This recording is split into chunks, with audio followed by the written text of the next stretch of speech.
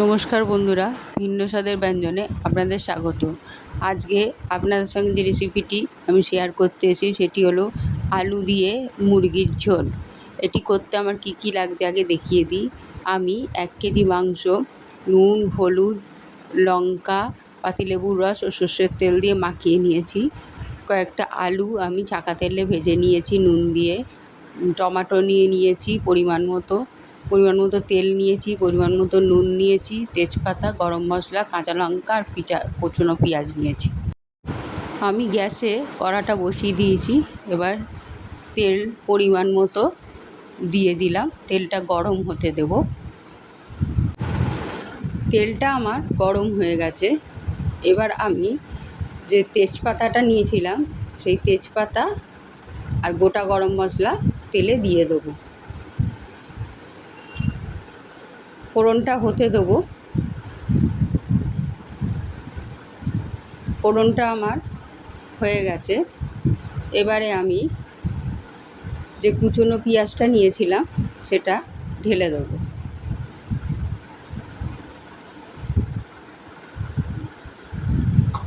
ঢেলে এটাকে নাড়তে থাকবো।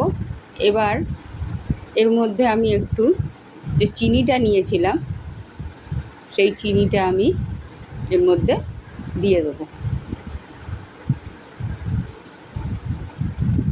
দিয়ে পেঁয়াজটাকে আমি ততক্ষণ অবধি ভাজবো যতক্ষণ না একটু লালচে হয়। পেঁয়াজটা আমার লালচে হয়ে গেছে। এবার আদা রসুন বাটাটা আমি দিয়ে দেবো। বাটিটা ধুয়ে আমি একটু সামান্য পরিমাণে জল দেবো। জলটা দেওয়ার পর এটাকে আমি কষতে থাকবো যতক্ষণ না আদা রসুন পেঁয়াজের কাঁচা গন্ধটা চলে যায়।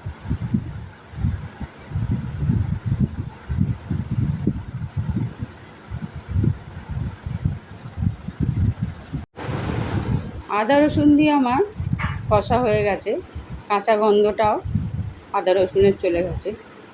এইবারে আমি যে টমেটোটা নিয়েছিলাম সেই টমেটোগুলো দিয়ে দেব।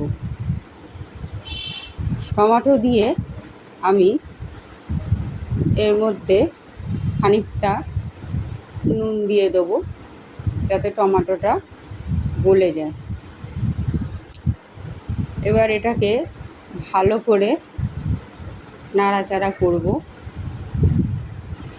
করে নিয়ে এটাকে আমি একটু ঢেকে দেব যাতে টমেটোটা একদম নরম হয়ে গলে যায়।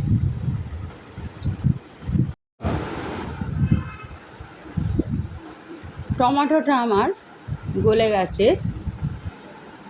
এই সময় আমি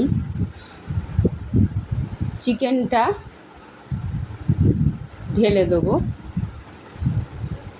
চিকেনটা ঢেলে দেওয়ার পর আমি সামান্য পরিমাণে বাটিটা ধুয়ে একটু জল দিয়ে দেবো।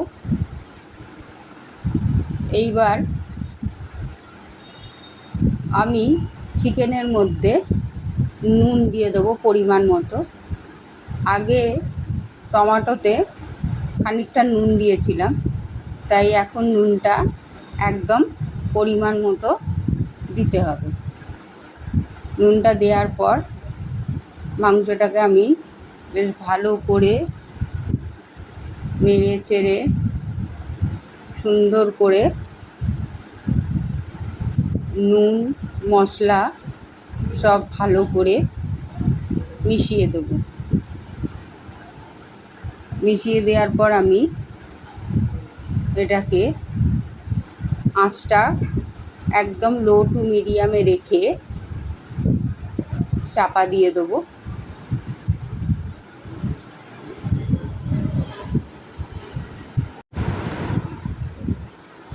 মাঝে মাঝে এসে আমি একটু নাড়াচাড়া করে দিয়ে গেছি।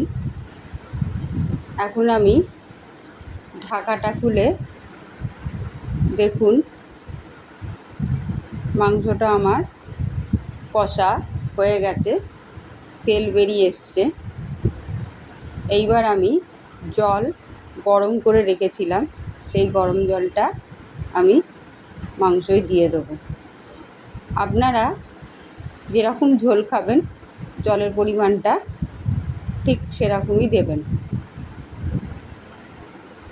জলটা দিয়ে আমি ভালো করে নেড়ে চেড়ে দেবো।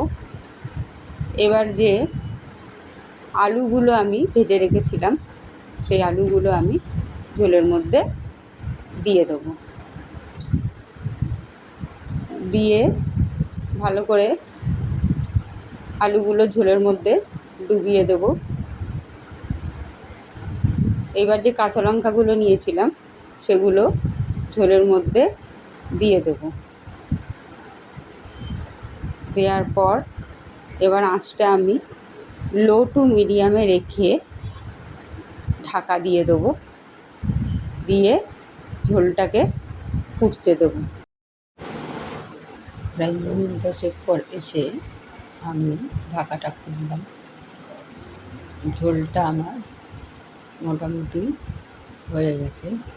এই সময় আমি একটু গরম মশলা ঝোলে দিয়ে দেবো।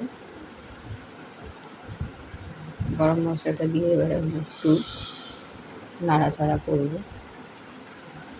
আমার মোটামুটি আলু সেদ্ধ হয়ে গেছে দেখুন, আর মাংসগুলো আমার সেদ্ধ হয়ে গেছে।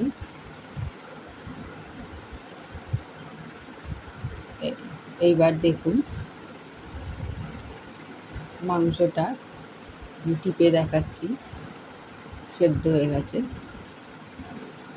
এই সময় আমি গ্যাসটা বন্ধ করব। আমি এরকম ঝোলই নামাবো। আপনারা যদি আর একটু ঝোল কম খেতে চান তাহলে সেরকম নামাবেন। আমি এবার সার্ভ করে দেবো। গরমকালে এই পাতলা ঝোলটা খুবই ভালো লাগে। একটু পাতিলেবুর রস দিয়ে এটা খেতে কিন্তু দারুণ লাগে। একদম কম তেল মশলায় তৈরি, তাই এটা গরমের জন্য খুবই উপকার। আপনাদের যদি রেসিপিটি ভালো লেগে থাকে তাহলে লাইক ও শেয়ার করবেন এবং আমার চ্যানেলটিকে সাবস্ক্রাইব করবেন। সবাই ভালো থাকবেন, সুস্থ থাকবেন। ধন্যবাদ।